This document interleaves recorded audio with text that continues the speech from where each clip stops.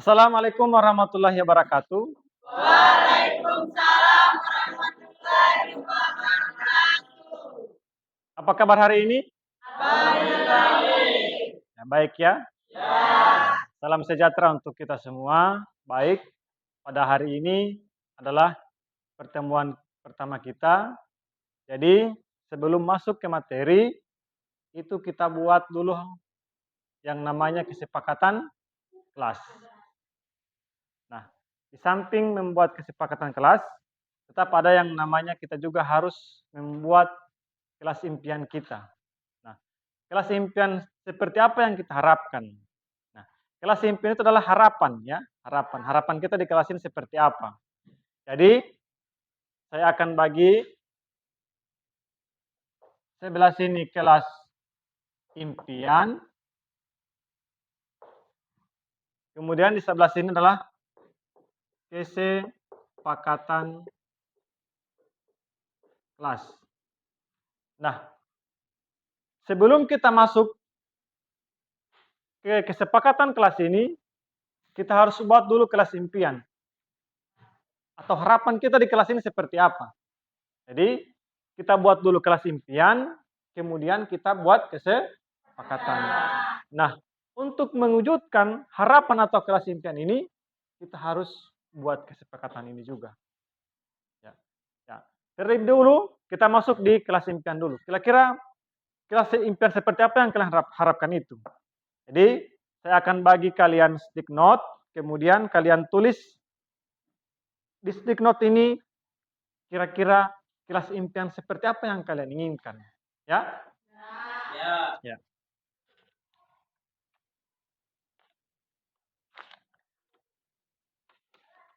Tulis di sini.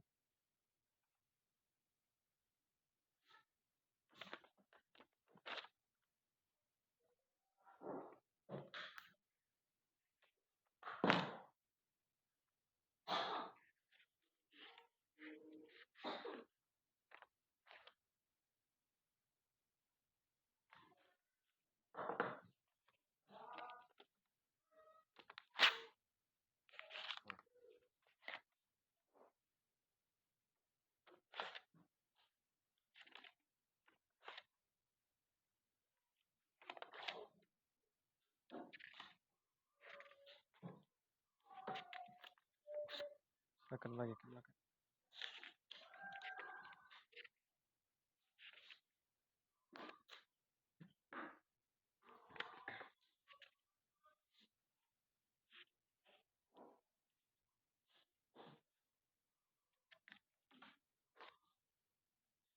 Lagi ke belakang.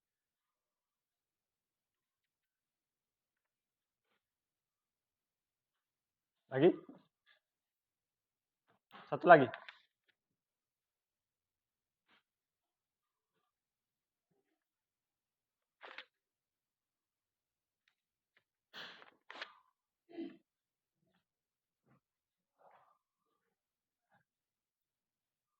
Oke, saya berikan waktu 1 menit. Silakan kalian tulis. Kira-kira kelas impian seperti apa yang kalian impikan? Silakan.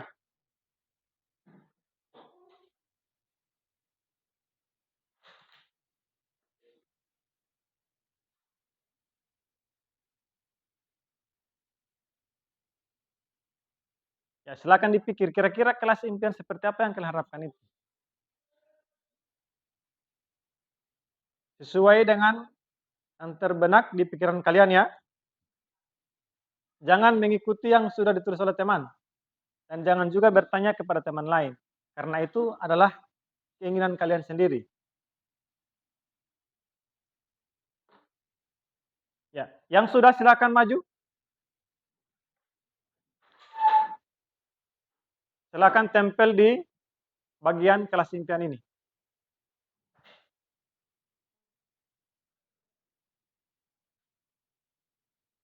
Bisa satu, bisa dua, ya. Bisa juga cuma satu yang mau tulis.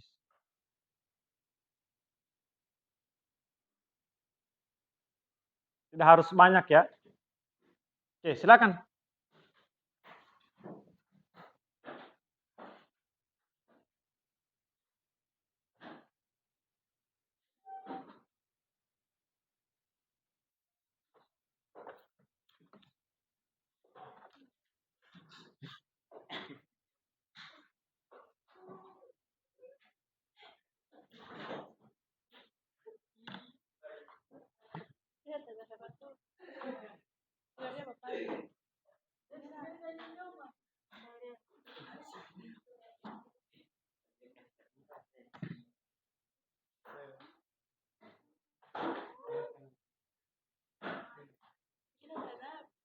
Oke,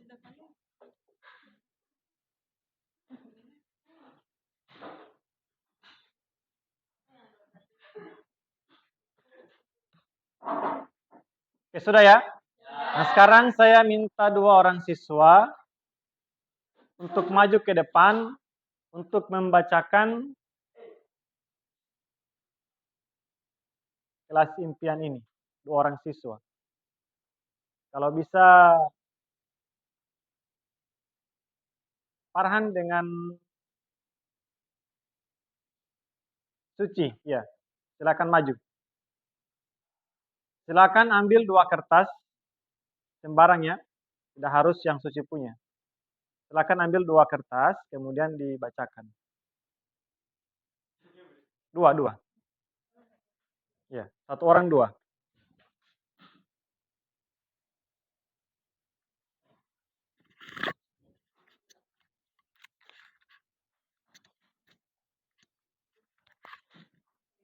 Silakan Farhan yang terlebih dulu untuk membacakan itu. Yang pertama, kelas yang nyaman untuk semua. Oke, silakan bacakan ke teman-teman. Silakan di Oke, baik teman-teman. Jadi yang tertulis di kertas ini yang pertama yaitu kelas yang nyaman untuk semua dan punya masalah bisa diselesaikan dengan baik. Dan yang di kertas yang kedua tertulis kelas yang tentram dan bersih sekaligus kelas yang bisa dicontoh. Ya, bagus ya, tepuk tangan dulu. Itu adalah salah satu kelas impian yang diharapkan kalian. Oke, selanjutnya Suci. Kelas impian yang teman-teman harapkan yang pertama, kelas selalu bersih, yang kedua, kelas selalu kompak. Dan di kertas yang kedua yang teman-teman tulis, kelas yang adil, kelas yang bersih, kelas yang rajin beribadah, kelas yang menerima segala aturan. Terima kasih. Ya, itu di kertasnya Suci juga bagus-bagus harapan yang kalian inginkan di kelas ini. Ya. Oke, silakan duduk kembali. Terima kasih sudah maju membacakan. Ya, ditempel kembali. Oke. Sekarang kalian sudah buat kelas impian. Kalian sudah tulis, kemudian kalian sudah tempel di papan ini. Ya. Selanjutnya kita masuk di kesepakatan kelas. Untuk mewujudkan impian yang kalian harapkan ini, kita harus buat kesepakatan. Nah, kesepakatan kelas seperti apa yang kalian inginkan? Silakan ditulis di stick note lagi ya.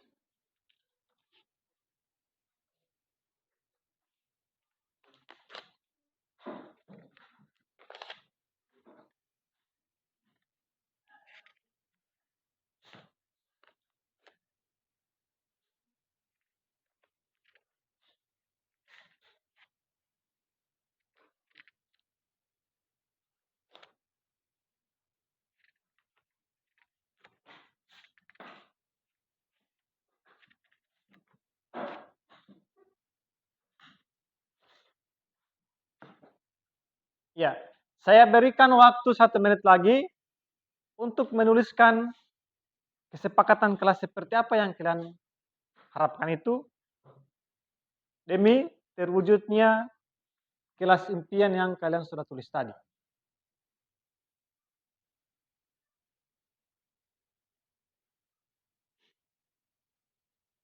Ya, silakan tulis 1 bisa, 2, 3, terserah kalian.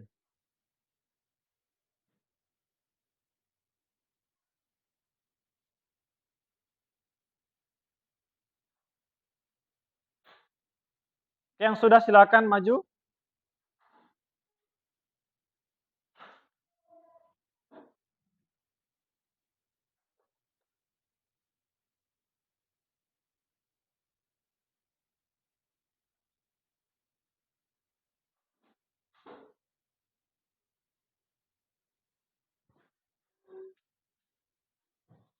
Ada lagi? Silakan. Ya.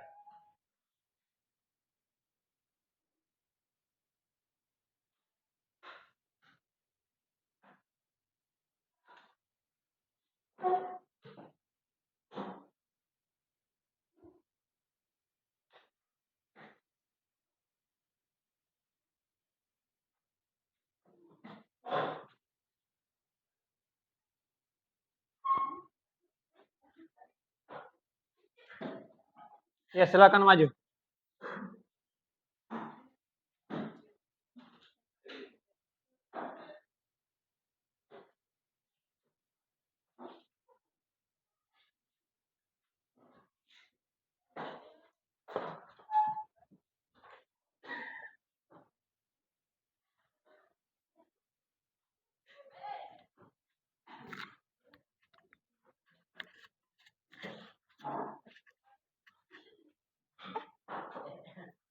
Sudah? Nah, sekarang saya minta 2 orang lagi, Ismi dengan Kurni, silakan maju. Ya. Silakan ambil 2 kertas, kemudian dibacakan di depan teman-teman.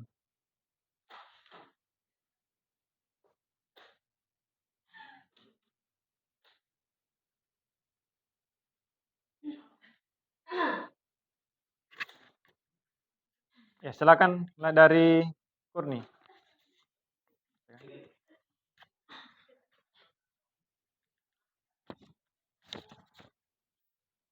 Kesepakatan kelas yang kita buat hari ini,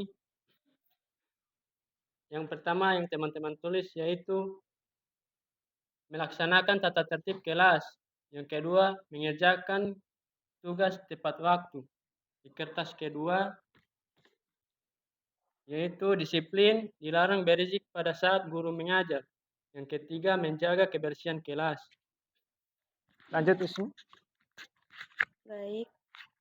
Kesepakatan kelas yang tertera di sini, yang pertama membersihkan kelas bersama, kedua tidak terlambat masuk kelas, di kertas kedua tidak boleh memakai sepatu di dalam kelas dan tidak boleh ada yang mengajak teman lain untuk masuk ke dalam kelas selain kita.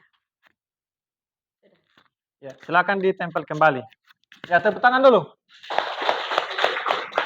Ya. Itu kesepakatan kelas yang sudah kalian buat, ya.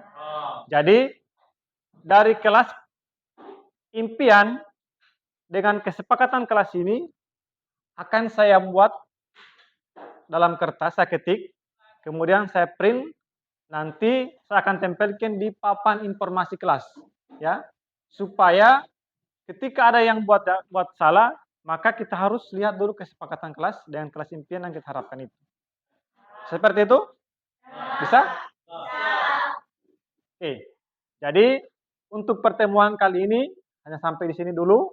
Nanti kita bertemu lagi di pertemuan berikutnya. Ya. Demikian. Assalamualaikum warahmatullahi wabarakatuh.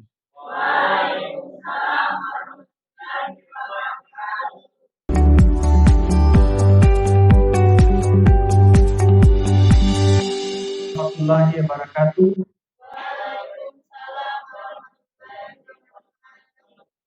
Salam sejahtera untuk kita semua. Yang saya hormati Bapak dan Ibu guru dan staf Dewan Guru yang sempat hadir pada hari ini.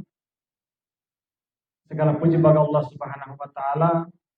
Alhamdulillah pada kesempatan ini kita masih diberikan kesehatan, kekuatan sehingga masih bisa hadir di tempat ini, yaitu dalam rangka menghadiri diseminasi saya pemaparan budaya positif yang ada di sekolah.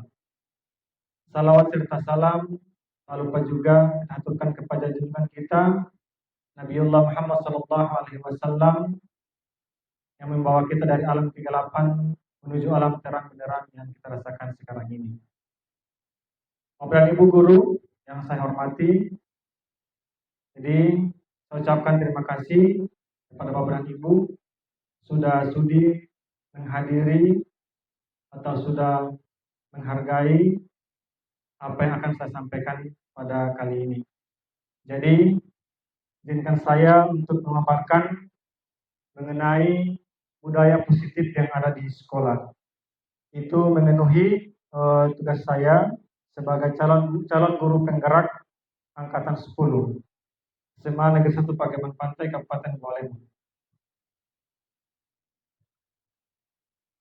Ya, jadi apa itu budaya positif?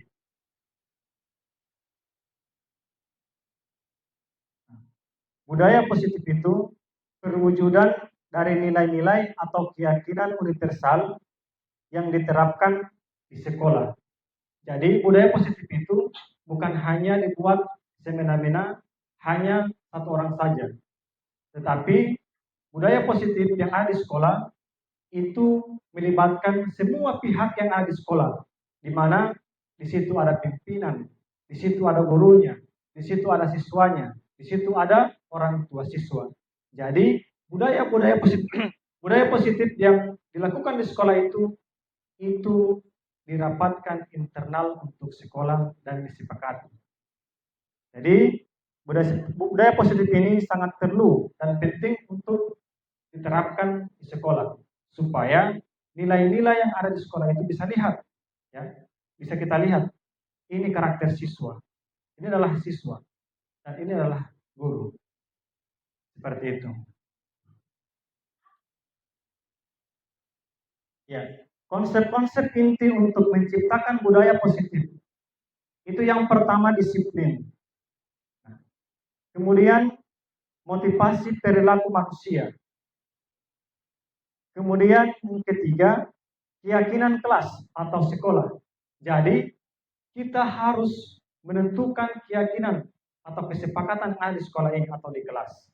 Kemudian kebutuhan dasar manusia. Kemudian posisi kontrol seorang guru. Dan yang terakhir adalah segitiga restitusi.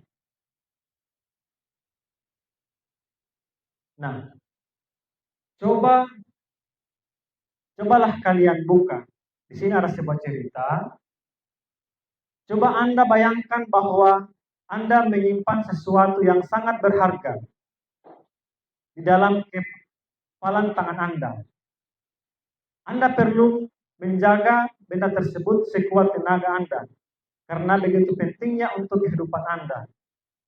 Tugas rekan Anda, atau bisa saya katakan simpulan itu adalah B. B adalah mencoba dengan segala cara untuk membuka kepalan tangan Anda. Teman Anda B boleh membujuk, menghardik, dan mengintimidasi, memarahi, menggoda, menggelitik, bahkan menawari Anda uang agar Anda bersedia membuka kepala tangan Anda. Kira-kira bagaimana dengan Anda? Apakah Bapak dan Ibu guru mau ketika di saat ada teman Anda yang memaksa untuk membuka kepalan tangan itu, sedangkan itu adalah berharga untuk Anda, berharga bagi diri Anda, itu adalah penting untuk Anda. Kira-kira bagaimana dengan Anda? Apakah mau membuka atau tidak?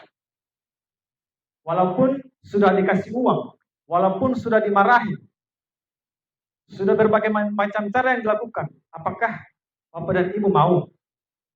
Mau? Tidak? Tidak? Nah, kalau tidak, itu termasuk adalah budaya positif yang akan kita lakukan. Jadi, apapun hal yang dimintai oleh orang-orang itu, kalau dianggap kita negatif, itu jangan dilakukan. Seperti itu. Lanjut. Pergeseran paradigma teori kontrol. Itu ada 4. Yang pertama, ilusi guru mengontrol murid.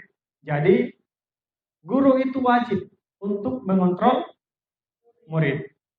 Kemudian, ilusi bahwa semua penguasaan positif, efektif, dan bermanfaat. Ya, segala sesuatu yang dilakukan oleh guru itu pasti ada manfaatnya untuk siswa. Ya. Jadi, apapun yang dilakukan oleh guru itu itu pasti bermanfaat untuk siswa. Tidak mungkin guru-guru juga akan memberikan yang tidak bermanfaat untuk siswa. Yang paling bermakna. Seperti itu ya. Oke. Yang ketiga, ilusi bahwa kritik dan membuat orang merasa bersalah dapat menguatkan karakter. Di sini juga Bapak dan Ibu guru bisa menyampaikan ke siswa itu dengan cara lembut, tetapi mereka bisa menyadarkan diri. Kita ini jaga terlambat, saya ini jaga terlambat. Kemudian ada teguran-teguran dari guru. Nah, itu teguran bukan berarti merusak atau kita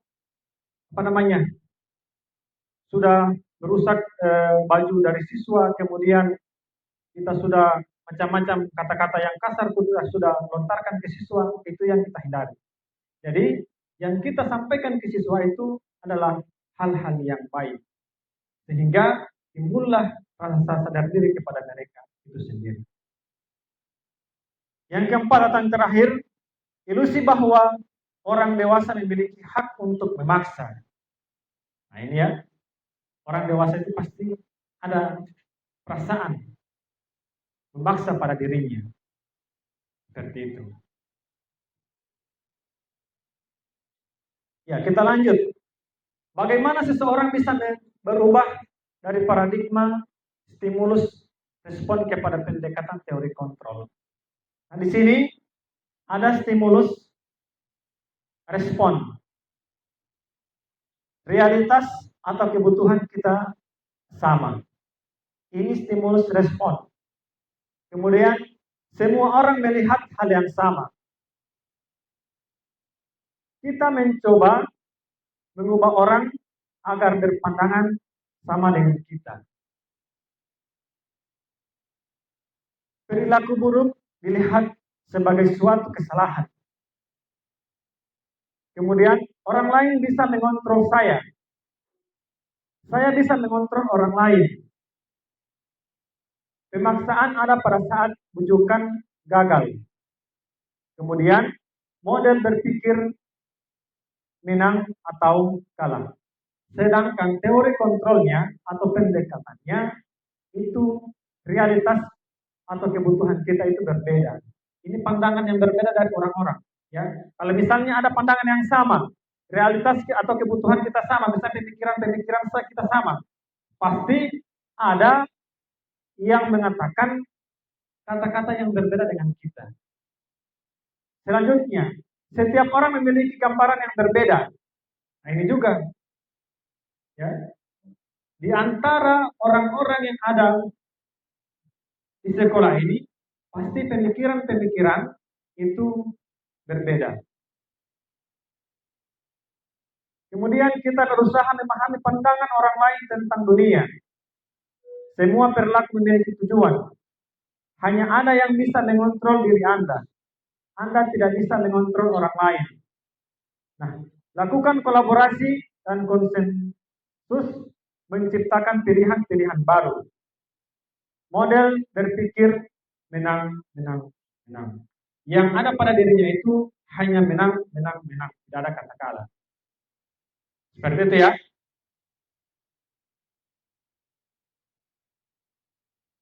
Ya, lanjut. Nah, di sini kita mulai dari disiplin. Disiplin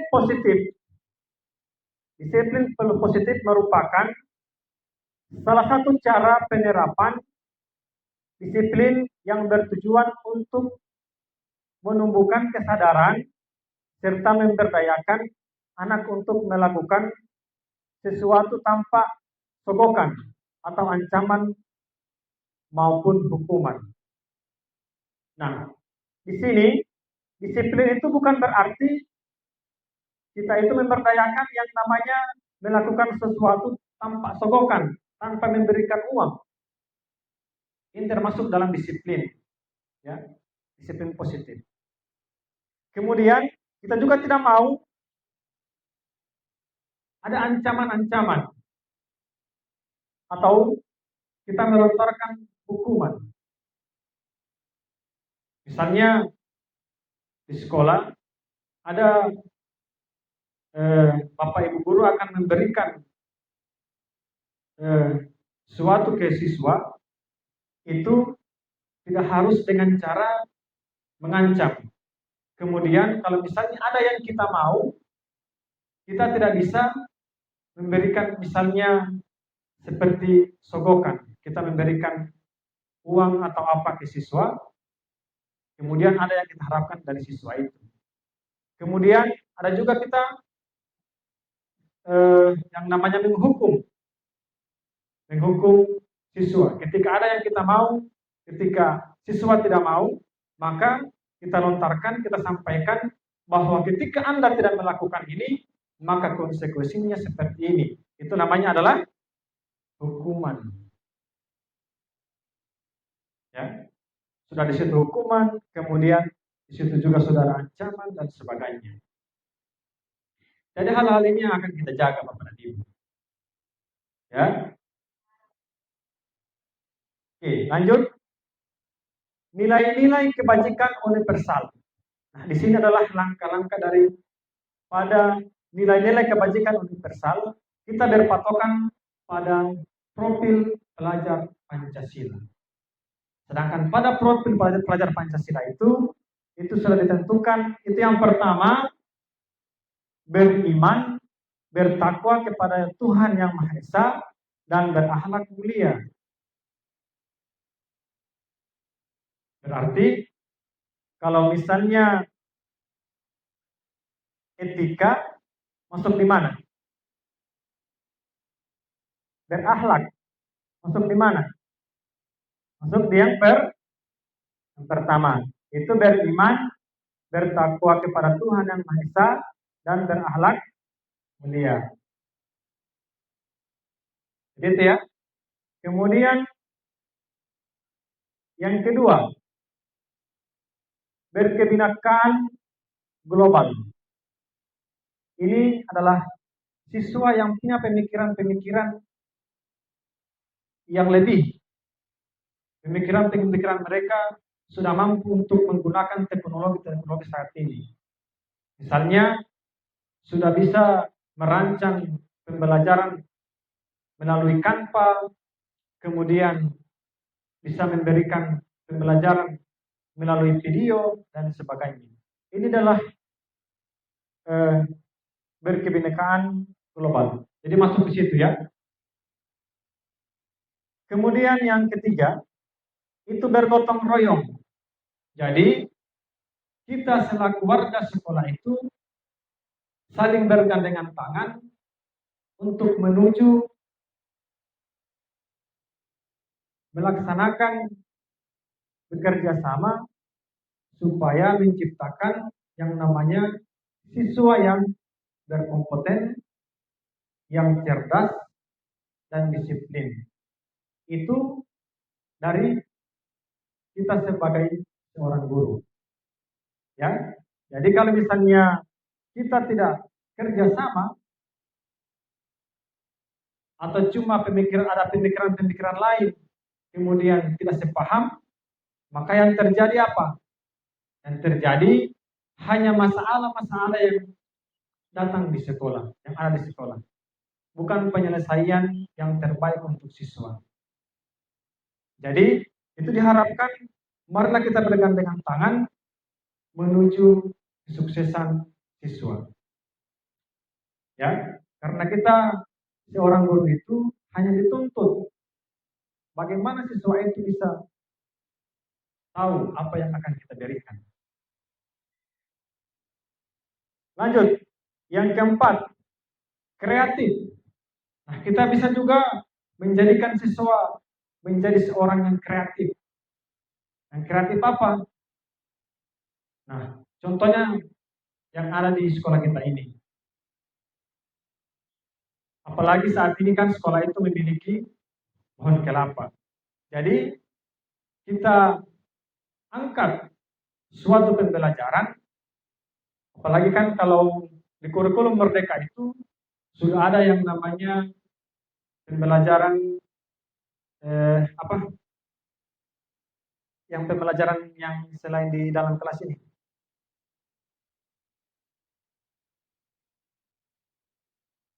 Ya, pembelajaran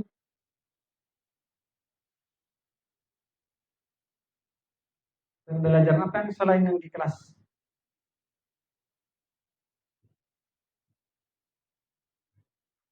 Yang kelas 10 itu materinya tersendiri dengan materi yang ada di dalam, yaitu bisa dikatakan dengan P5, ya, yang P5. Saat ini kan kalau kelas 10 itu ada P5 karena di sekolah kita ini masih ada yang kurikulum 2013 kelas 11 dan 12, kemudian yang kurikulum merdeka itu adalah kelas 10. Nah, jadi dari P5 itu di situ bisa angkat kreatif siswa. Kira-kira membuat apa siswa ini? Apalagi kita saat ini kan sekolah itu punya pohon kelapa. Kita pergunakan supaya siswa itu punya kreatif untuk membuat minyak kelapa. Ya, lanjut. Bernalar kritis. Nah, kita menjadikan siswa itu berpikir kritis. Tidak bisa pikiran-pikiran siswa itu hanya monoton, hanya diam, tidak punya pemikiran-pemikiran yang lain. Hanya duduk diam, menerima pembelajaran, mencatat, dan sebagainya. Tidak ada antusias siswa untuk mencari hal-hal yang baru. Itu. Jadi, Bapak dan Ibu guru itu, kita harus menuntun siswa agar mereka itu punya pemikiran, menjadi siswa yang kritis, mencari hal-hal baru, kira-kira yang bagaimana ini. Apalagi saat ini kan, siswa itu sudah banyak menggunakan handphone. Jadi kita pergunakan menggunakan handphone. Jadi kita pergunakan siswa itu untuk mencari di dunia maya atau di Google dan sebagainya, mencari pembelajaran yang masih kurang dipahami oleh mereka. Seperti itu. Kemudian mandiri. Nah, di sini juga kita membelajarkan siswa itu menjadi pribadi yang mandiri. Kira-kira seperti apa yang menjadi seorang mandiri itu? Seperti apa? Kita akan berikan contoh ke mereka. Belajar dengan sendiri. Kemudian ketika ada pembelajaran, mereka langsung merespon pembelajaran yang diberikan. Nah, itu yang kita harus jadikan ke siswa. Itu yang terakhir ya, mandiri. Kita lanjut.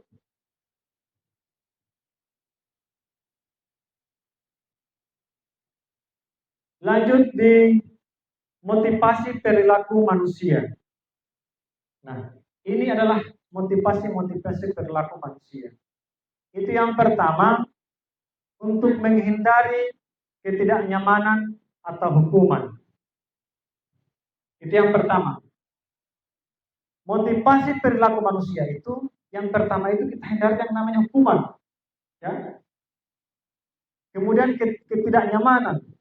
Misalnya di kelas, baru masuk, kita sudah tanyakan, mana yang buat tugas dan mana yang tidak. Sendirikan yang buat tugas, sendirikan yang tidak. Nah, pada saat itu, guru langsung mengeksekusi siswa yang tidak mengerjakan tugas tersebut. Nah, apa yang terjadi?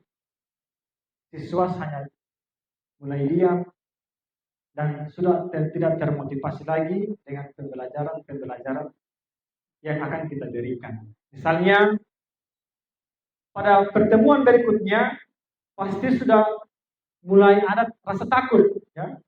Sudah ada rasa takut yang terbenak dalam diri siswa itu. Pasti mereka akan takut. Sampai belajar apapun besok ya, pembelajaran matematika. Pak guru itu pasti mau tuntut lagi tugas. Sedangkan tugas belum selesai, pasti mendapat hukuman ini. Jadi datang besoknya pasti pikiran siswa itu antara dua, mau maju atau tidak, mau maju mendapat hukuman. Nah ini. Jadi kita kembalikan ke kita sebagai guru. Kita kira-kira motivasi yang membuat siswa agar selalu mengikuti pelajaran kita itu seperti apa? Itu harus kita pikirkan. Strategi apa yang akan kita lakukan? Karena saat ini siswa itu bisa dikatakan sebagai raja. Kita harus tuntun mereka. Kita harus pokoknya apa yang terbaik untuk siswa itu kita harus lakukan. Jadi kita sebagai seorang guru kita harus pikirkan kira-kira strategi apa yang supaya siswa itu bisa paham, bisa betah di dalam kelas. Jangan sampai ketika di saat kita memberikan pelajaran ada siswa yang hanya main handphone dan sebagainya. Karena kenapa? Pasti terbenak di masalah siswa itu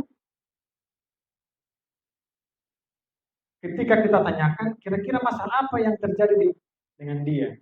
Ketika di saat pembelajaran itu berlangsung kemudian hanya main handphone. Pasti akan disampaikan itu. Pasti akan disampaikan pembelajaran yang diberikan kurang tertarik dengan apa yang disampaikan, tidak paham dengan apa yang dijelaskan, pasti akan ada hal-hal itu yang akan timbul dari siswa. Jadi ini yang kita harus perbaiki Bapak dan Ibu. Karena sekarang ini pembelajaran itu kita harus berpusat pada murid. Dan jangan lupa kita harus sering melakukan yang namanya kolaborasi. Itu yang utama. Yang kedua, untuk mendapatkan imbalan atau penghargaan dari orang lain. Nah, ini motivasi yang kedua ini. Misalnya, di pertemuan pertama, kita memberikan tugas.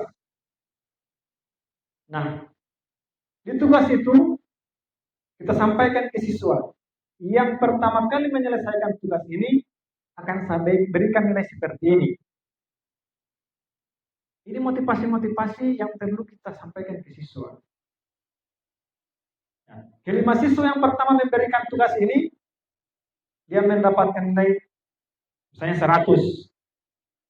Kemudian 5 berikutnya, ini kan, 5 berikutnya 90, 5 berikutnya 80. Pasti terbenak di hati siswa itu orang saling mengejar, saling baku rebe. Ya, pasti itu. Pasti mereka akan mengejar mendapatkan nilai 100 itu. Kemudian yang ketiga, motivasi yang ketiga untuk menjadi orang yang mereka inginkan dan menghargai diri sendiri dengan nilai-nilai yang mereka percaya. Jadi motivasi yang ketiga ini untuk menjadi orang yang mereka inginkan dan menghargai diri sendiri dengan nilai-nilai yang mereka percaya. Ya, kita perlihatkan ke mereka, ini nilai kalian. Dan menjadikan mereka itu percaya bahwa ini memang betul-betul nilai mereka sendiri. Seperti itu.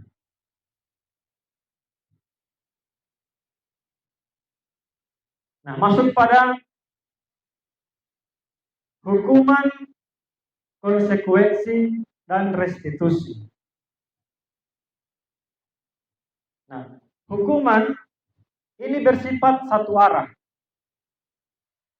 Dari pihak guru yang memberikan dan murid hanya menerima suatu hukuman tanpa melalui suatu kesepakatan. Kemudian,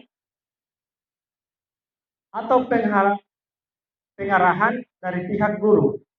baik sebelum atau sesudahnya. Hukuman yang diberikan bisa berupa fisik maupun psikis.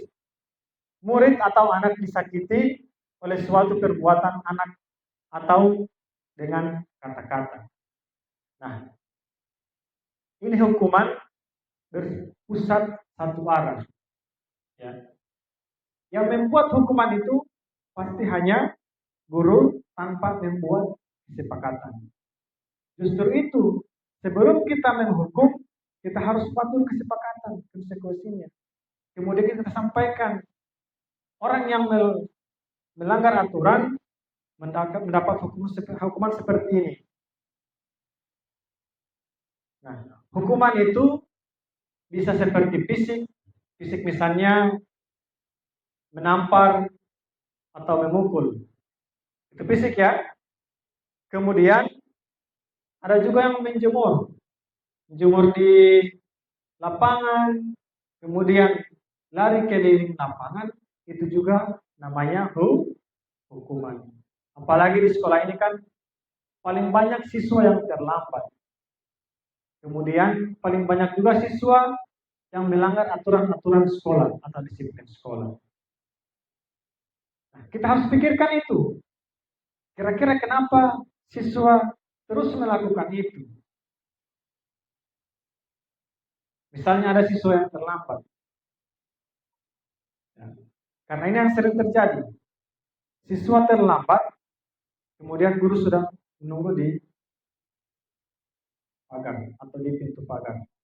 Nah, di saat itu guru menanyakan, kenapa terlambat? Berbagai macam alasan yang disampaikan oleh siswa tanpa didengar oleh guru, langsung turun. Silakan, kalian buat ini, tanpa buat kesepakatan terlebih dahulu. Ini harus kita perbaiki Bapak dan Ibu. Yang seharusnya kita buat dulu kesepakatan, dan hukumannya juga itu harus kita pikirkan dulu sesuai atau tidak. Kemudian yang berikut, umumnya bentuk-bentuk konsekuensi. Nah ini konsekuensi ya. Umumnya bentuk-bentuk konsekuensi dibuat oleh pihak guru atau sekolah.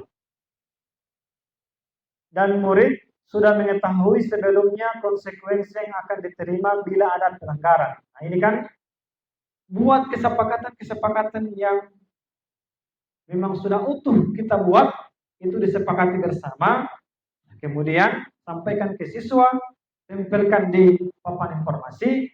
Ketika ada siswa yang melakukan pelanggaran-pelanggaran, maka kita perlihatkan itu yang namanya konsekuensi. Konsekuensinya seperti ini. Orang yang melanggar misalnya disiplin sekolah, orang merokok. Nah, kira-kira aturannya apa? Di sekolah ini kan sudah ditentukan kan kalau kalian merokok itu sudah ada poin-poinnya di sekolah kita ya. Jadi orang yang merokok itu poinnya berapa, masuk di kategori berapa. Nah, ini yang perlu. Sudah ada konsekuensinya masing-masing. Begitu juga dengan terlambat. Yang terlambat sudah berapa kali? Konsekuensinya apa?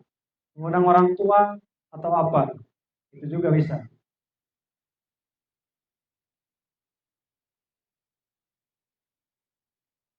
Kemudian lanjut pada yang berikut, yang ketiga, itu restitusi. Restitusi adalah proses menciptakan kondisi bagi murid untuk memperbaiki kesalahan mereka sehingga mereka bisa kembali pada kelompok mereka dengan karakter yang lebih baik. Nah, restitusi ini bisa memperbaiki perbuatan siswa. Misalnya begini, restitusi itu kita sampaikan dulu, kita tanyakan dulu, jangan cuma soal sampai begitu ada siswa yang melakukan pelanggaran, yang merokok atau yang terlambat. Kenapa terlambat? Timbul rasa takut sama siswa kan? Mereka sudah takut untuk menjawab. Panggil mereka sini Uti. Tanyakan, kenapa terlambat tuh? Sampai kenapa terlambat? Nah, ini yang kita harus tanyakan terlebih dahulu. Kemudian apakah yang dilakukan itu baik? Nah, pasti akan disampaikan tidak. Nah, kalau misalnya tidak, kira-kira jam berapa yang kamu suka kamu datang? Sampaikan itu. Kalau misalnya disampaikan jam 8, oke jam 8. Kalau terlambat lagi bagaimana? Kita kasih kesempatan sampai 3 kali. Dan sekolah juga harus tegas. Misalnya 3 kali dia sudah melakukan, sudah melanggar, maka kira-kira konsekuensi seperti apa yang akan kita berikan tentang orang tua sampai berapa kali. Ini yang kita harus lakukan. Nah, di restitusi ini kita tanyakan dulu yang namanya, dan sebentar juga ada yang namanya restitusi itu poin-poinnya dari identifikasi masalah, kemudian fondasinya seperti apa, kemudian keyakinannya seperti apa atau keyakinan. Dan sebentar akan diperlihatkan.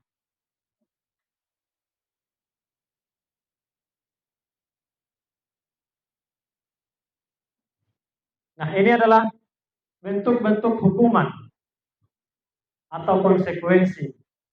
Misalnya ada yang melanggar. Yang pertama,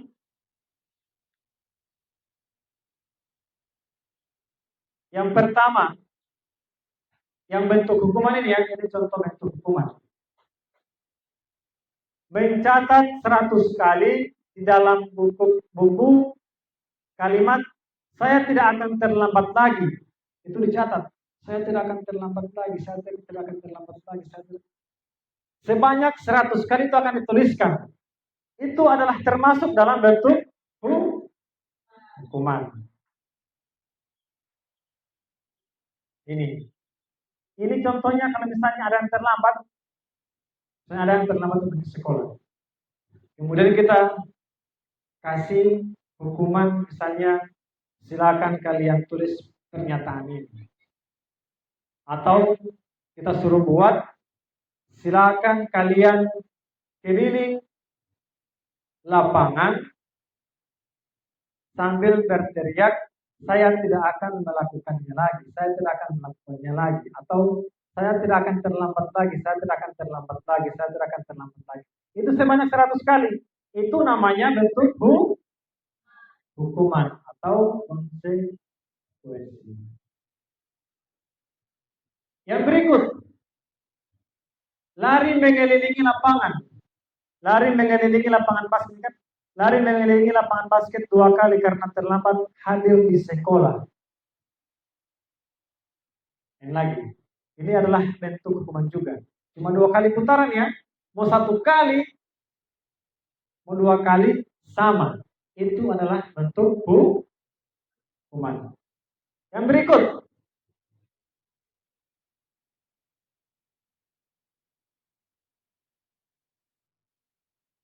ya, bagian ketiga.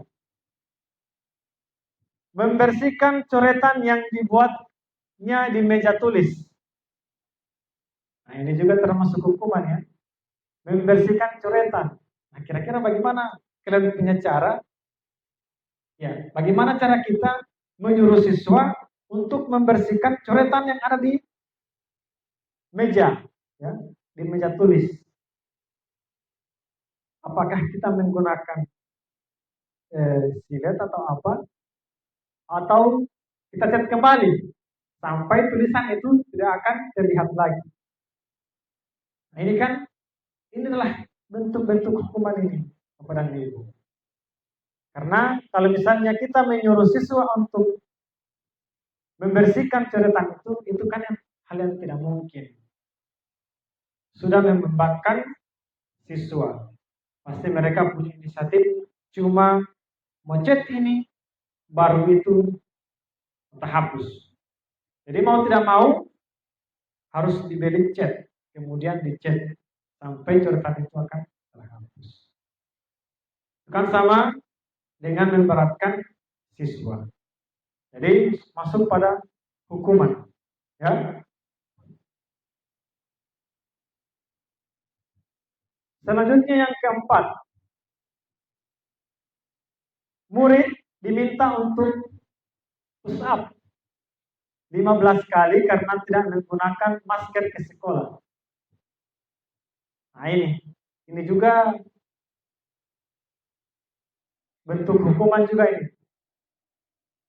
Ya, ini sudah hukuman fisik ya. Kalau push up itu sudah masuk di hukuman fisik, sudah menggunakan tenaga itu, ya. Lanjut, berdiri di depan kelas sambil mengangkat kaki satu. Masih ada Bapak dan Ibu melakukan hal ini? Saya yakin tidak ada ya. Ya, murid diminta untuk berdiri di depan kelas sambil mengangkat kaki satu karena tidak bisa menjawab pertanyaan. Ini juga tidak bisa kita lakukan. Ketika di saat kita membuat tugas, kemudian disuruh kerja sama siswa, kemudian siswa tidak bisa menyelesaikan dengan benar, maka kita akan menyuruh siswa untuk melakukan hal untuk mengangkat kaki satu di atas kursi, maka itu juga hal yang tidak wajar, itu juga adalah bentuk hukuman. Itu juga adalah bentuk hukuman. Itu yang kelima. Dan yang keenam, ya, yang bagian 6, membersihkan WC karena merusak pensil teman. Nah ini, membersihkan WC karena merusak pensil teman. Bukan hanya merusak pensil, kemudian kalau ada juga yang terlambat, kemudian ada yang merusak barang-barang sekolah lain, kemudian ada konsekuensinya membersihkan WC, nah itu adalah bentuk hukuman. Yang terakhir, lari keliling lapangan karena terlambat 10 menit. Nah ini. Lari keliling lapangan karena terlambat 10 menit saat pelajaran PJOK. Nah ini, di PJOK saja, kalau sudah 10 menit, nah ini, lari keliling lapangan karena terlambat 10 menit saat pelajaran PJOK. Dia juga sudah termasuk, itu bentuk hukuman. Berapa menit pun dia, 10 menit, 20 menit, itu adalah, kalau misalnya kita sudah suruh siswa untuk lari, maka itu sudah masuk di bentuk hukuman.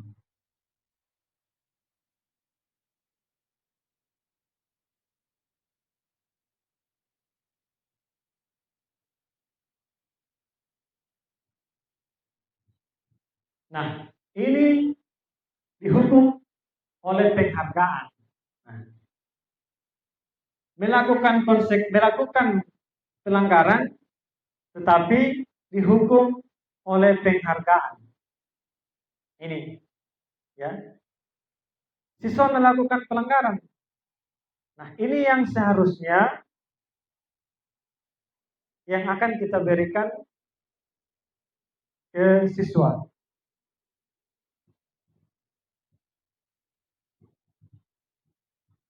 Yang pertama itu pengaruh jangka pendek dan jangka panjang. Ya, dihukum oleh penghargaan itu pertama pengaruh jangka pendek. Misalnya jangka pendek itu tidak terlalu jauh harinya. Kalau jangka panjang itu masih panjang.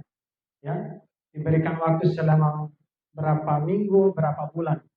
Kalau jangka pendek itu hanya berikan waktu berapa hari. Kemudian penghargaan tidak efektif. Tidak efektif itu tidak menyentuh. Ya. Kemudian penghargaan merusak hubungan. Ini juga. Kemudian berikut penghargaan mengurangi ketepatan.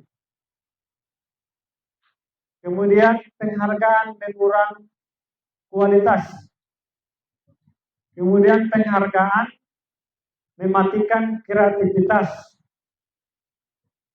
kemudian penghargaan menghukum, kemudian yang terakhir motivasi dari dalam diri atau intrinsik.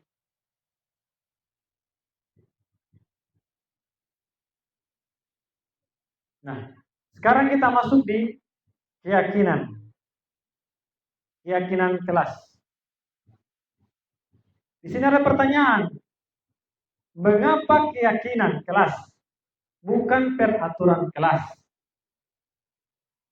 Ada yang bertanya-tanya kan? Mengapa kita harus buat keyakinan kelas atau kesepakatan kelas? Bukan peraturan kelas. Pasti timbul pertanyaan seperti itu. Kenapa hanya dibuat keyakinan atau kesepakatan? Tidak langsung buat peraturan kelas. Nah, kenapa? Di sini ada penjelasannya. Keyakinan kelas dibuat berdasarkan kesepakatan antara guru dan siswa, bersifat universal. Jadi sebelum kita memulai pembelajaran itu, kita harus buatkan dulu yang namanya keyakinan kelas atau kesepakatan kelas. Supaya di saat siswa melakukan ini, sudah ada kesepakatan, sudah ada keyakinan. Ini adalah aturan. Sudah kita buat bersama. Dan keyakinan kelas itu dibuat berdasarkan hasil musyawarah dengan siswa itu sendiri. Ada siswa, ada juga guru. Jadi, kesepakatan keyakinan yang akan terjadi, akan timbul di kelas itu berdasarkan dari saran-saran dari siswa itu sendiri. Jadi itu ya. Jadi itu adalah keyakinan kelas. Kalau peraturan kelas, biasanya itu hanya guru yang membuat, tidak melibatkan siswa. Nah, ini bedanya. Kalau keyakinan kelas, kesepakatan kelas, itu dibuat bersama. Kalau peraturan, itu hanya dibuat sendiri. Hanya bersifat satu arah. Itu hanya guru yang buat. Ada juga kan seperti itu kan, hanya guru yang buat peraturan seperti ini. Ketika kalian keluar kelas, keluar ruangan harus begini. Kalau tidak begini. Itu adalah aturan dari guru. Kalau keyakinan kelas itu dibuat bersama, kemudian siswa sendiri yang akan menyampaikan saran-saran kira-kira keyakinan kelas apa, bagaimana yang akan kita buat di kelas itu. Jadi itu ya, itu bedanya. Kenapa bukan peraturan, hanya keyakinan atau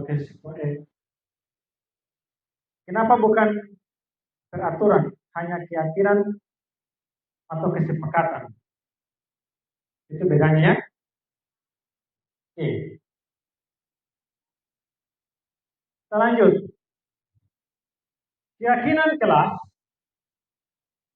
adalah nilai-nilai kebajikan bahwa menekankan pada keyakinan seseorang akan lebih termotivasi. Seorang dari dalam, seseorang akan lebih tergerak dan bersemangat untuk menjalankan keyakinannya daripada hanya sekedar mengikuti serangkaian peraturan tertulis tanpa makna. Nah ini, kalau misalnya keyakinan kelas itu dibuat sendiri oleh siswa, maka mereka juga termotivasi sendiri dengan keyakinan yang dibuat itu. Dan pasti akan bermakna bagi diri mereka sendiri. Pasti mereka juga akan terapkan. Karena keyakinan atau kesepakatan itu dibuat sendiri. Berarti mereka suka. Misalnya seperti yang kita tanyakan. Di kelas ini kira-kira kesepakatan apa yang kita buat yang pertama?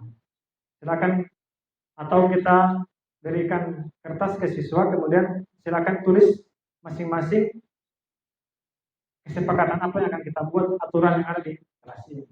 Kemudian siswa akan menulis Misalnya menjaga kebersihan kelas, mengerjakan tugas tepat waktu. Nah, itu kan masuk di disiplin kan? Mengerjakan tugas tepat waktu. Datang ke kelas tidak bisa terlambat.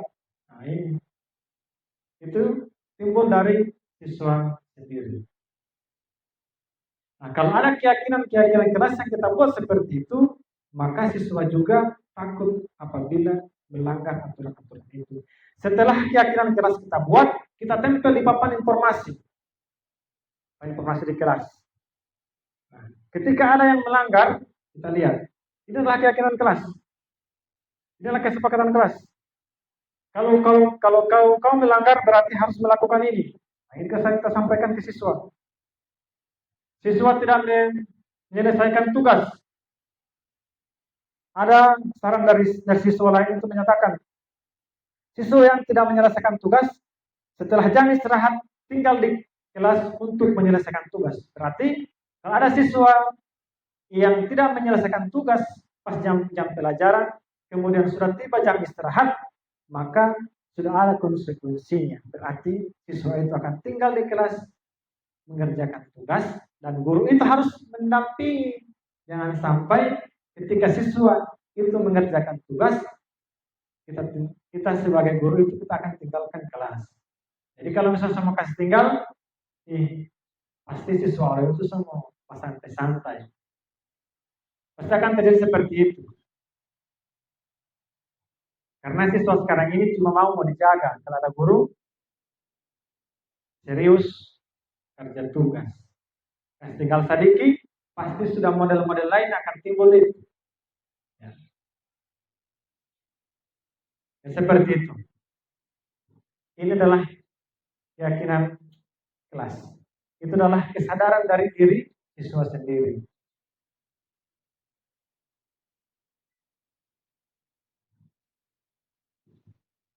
Di sekolah juga begitu. Kita bisa buat keyakinan sekolah atau kesepakatan sekolah. Kira-kira kesepakatan apa yang akan kita buat? Tetapi kita harus libatkan. Di situ ada siswanya, di situ ada orang tuanya, di situ ada gurunya dan pimpinan. Kita buat suatu forum, kemudian kita tentukan keyakinan sekolah yang bagaimana yang kita harapkan. Kemudian kita simpulkan apa yang menjadi harapan-harapan kita di sekolah ini.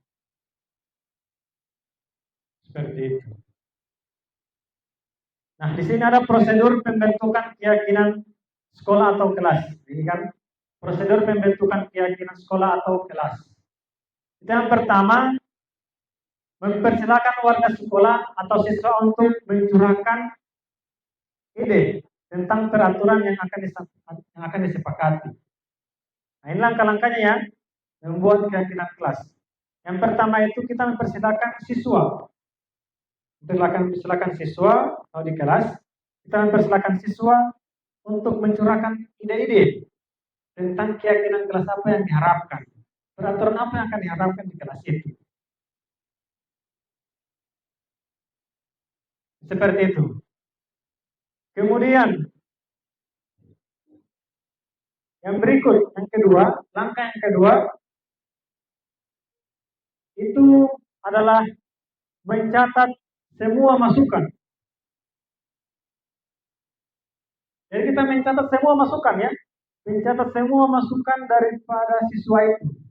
Kita kumpulkan atau kita bagikan stick note ke siswa, kemudian ditempelkan ke papan tulis. Kemudian kita bacakan satu persatu apa yang disampaikan, apa dicurahkan oleh siswa tersebut, apa yang ditulis oleh siswa itu, keyakinan apa yang diinginkan oleh siswa itu. Ini, jadi kita catat, kemudian kita print, kemudian kita tempel di papan informasi. Seperti itu. Kemudian yang ketiga, ganti kalimat positif menjadi kalimat negatif.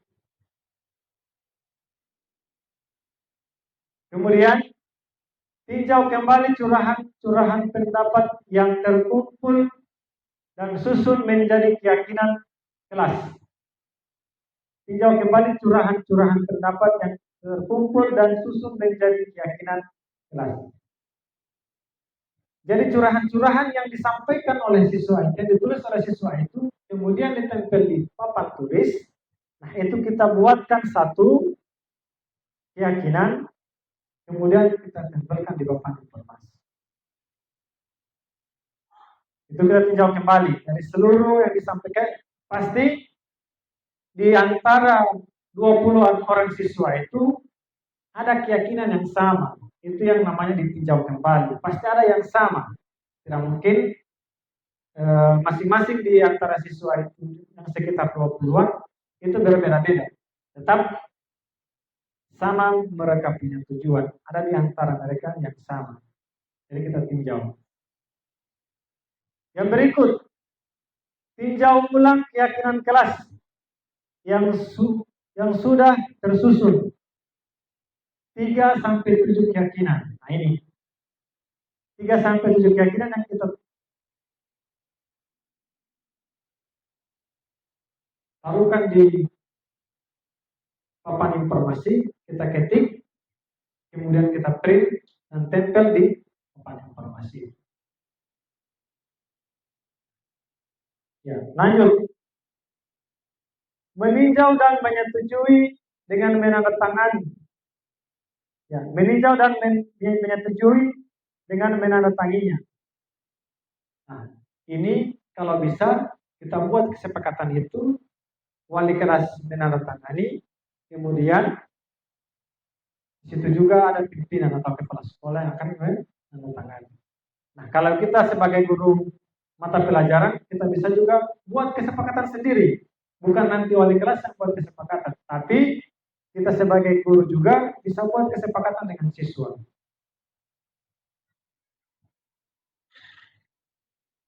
Apa yang kita harapkan di kelas, insya Allah bisa tercapai dengan keyakinan-keyakinan yang kita buat itu.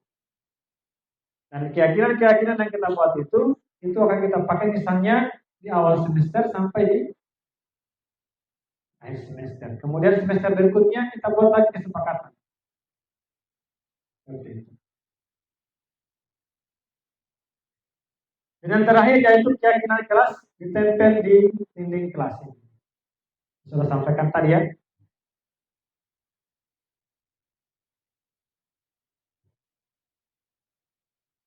Lanjut, 5 kebutuhan dasar manusia. Nah, ini 5 kebutuhan dasar manusia. Itu yang pertama, kebutuhan bertahan hidup. Pasti setiap manusia itu butuh ya, makan. Pokoknya yang namanya kebutuhan bertahan hidup itu banyak. Nikmat sehat dan sebagainya. Kemudian kebutuhan kasih sayang dan rasa diterima. Pasti di antara kita juga atau di antara siswa-siswa juga mereka punya perasaan. Kalau misalnya di forum atau di tempat mana kemudian ada yang merasa tidak enak atau apa, pasti perasaan-perasaan orang-orang yang di sekitar kita tidak akan senang. Atau di perkumpulan seperti ini misalnya, kemudian ada yang bisik-bisikan, pasti yang di dekat dengan kita itu akan tersinggung atau dan nyaman dengan perilaku kita. Seperti itu. Kemudian kebutuhan kebebasan. Kebutuhan kebebasan seperti ini, misalnya di kelas, dia tidak mau kerja tugas, cuma minta bebas. Di saat pembelajaran, cuma main handphone. Nah ini kebutuhan bebas. Pokoknya dia tidak mau, pokoknya mau kerja tugas dengan tidak, apa yang dia suka itu yang bikin. Itu yang namanya kebutuhan kebebasan. Nah, kemudian masuk di kebutuhan kesenangan. Dia cuma, kalau misalnya kita sebagai guru, kita berikan yang menyenangkan dengan yang dianggap oleh siswa itu senang. Misalnya kita ajak dalam pembelajaran itu kita buat video yang menarik, kemudian pembelajaran berbasis game atau sebagainya. Nah itu. Kemudian kebutuhan penguasaan. Kita buat siswa itu supaya mereka itu bisa menguasai apa yang kita sampaikan. Bisa paham. Misalnya ada tugas, bisa cepat diselesaikan. Misalnya ada siswa ini cepat menyelesaikan ini. Nah itu masuk di penguasaan.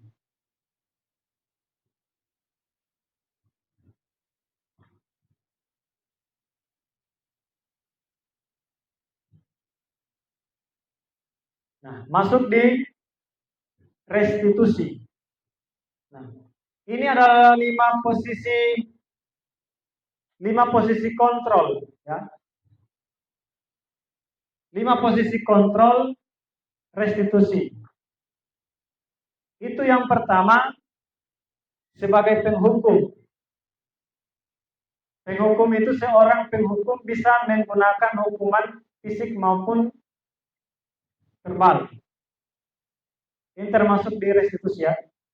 Kemudian pembuat merasa bersalah.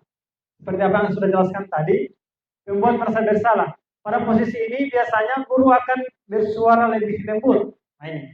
Kata-kata guru itu hanya lembut, tapi mengena di hati daripada siswa itu. Disampaikan dengan cara-cara lembut, tapi siswa itu merasa bersalah. Misalnya seperti ini. Di kelas, pembelajaran berlangsung. Ketika ada siswa yang tidak senang dengan pembelajaran itu, kemudian ditanya oleh guru. Kemudian disampaikan, apakah kamu mau saya mengajar di sini? Nah itu kan sudah mulai ada rasa bersalah di diri siswa itu. Nah ini yang kita harus buat ke siswa. Kita dekati mereka, kita ajak mereka untuk berbincang, kita tanyakan kira-kira alasan mereka sampai dalam pembelajaran itu hanya main handphone dan sebagainya. Atau ada yang hanya tidur-tiduran di atas meja saat pembelajaran berlangsung. Pasti ada masalah yang terbenak di dalam hati mereka. Kita dekat. Ini caranya.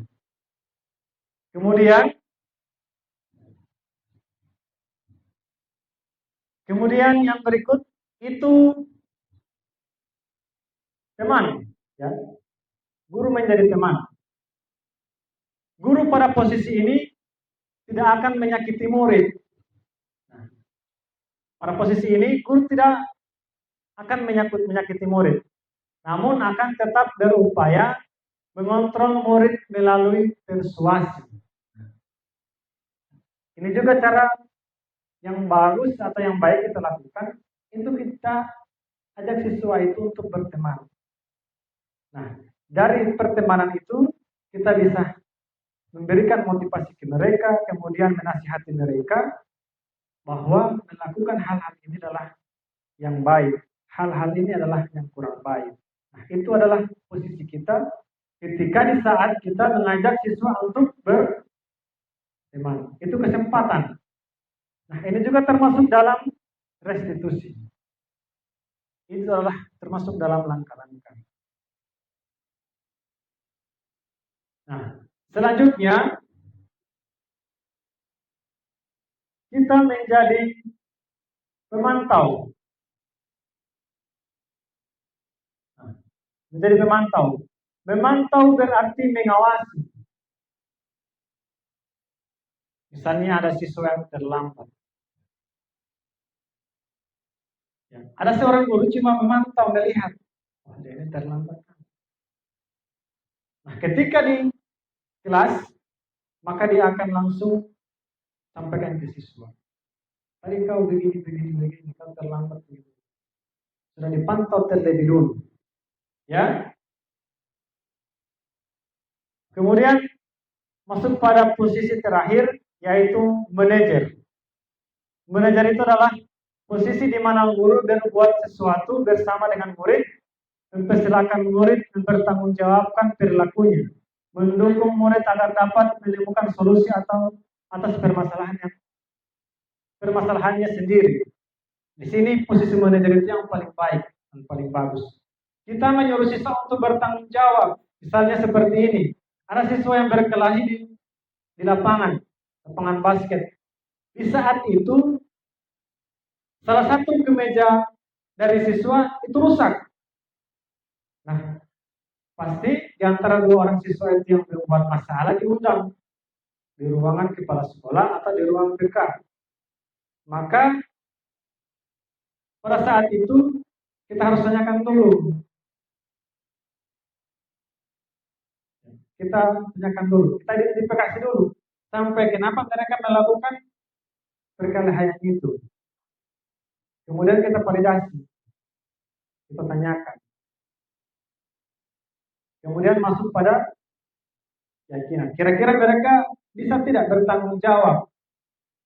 Misalnya siswa yang merusak kemeja temannya itu bisa bertanggung jawab untuk memperbaiki. Misalnya kancing dari temannya itu copot, maka siswa yang merusak itu harus bertanggung jawab untuk memperbaiki. Di sini itu adalah posisi manajer, bisa dikatakan sebagai manajer ketika ada guru seperti itu.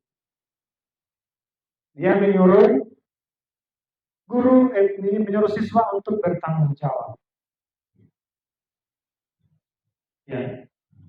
Nah, ini namanya segitiga restitusi. Ini adalah langkah yang akan kita lakukan. Kita menstabilkan dulu identitas. Kita tanyakan dulu. Kemudian validasi tindakan yang ada, kita tanyakan. Kemudian langsung menanyakan keyakinan mereka. Mau atau tidak. Seperti yang tadi, mau tidak bertanggung jawab dia. Kalau bertanggung jawab, masuk di bagian yang ketiga. Ini tahapan-tahapan restitusi. Kita yang pertama, menstabilkan identitas. Kita semua akan melakukan hal terbaik yang biasa kita lakukan. Kemudian, di menstabilkan identitas ini kita sampaikan. Kalau misalnya ada masalah dengan siswa, kita sampaikan juga. Semua kita itu pernah melakukan salah. Nah, itu sampaikan ke siswa ini. Tetapi di sini saya hanya ingin memperbaiki. Nah, itu masuk di identitas. Kemudian validasi tindakan. Semua perilaku memiliki alasan. Tanyakan, kenapa kamu melakukan itu? Nah, ini langkah-langkah ini. Kenapa kamu melakukan itu? Masuk di validasi tindakan. Kemudian masuk di menanyakan keyakinan. Kita semua memiliki motivasi internal. Nah, ini kan mau tidak dia bertanggung jawab.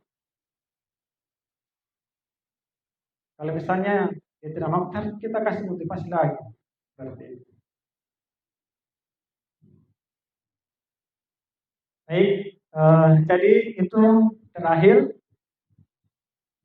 Terima kasih. Itu adalah materi-materi budaya positif yang bisa saya sampaikan.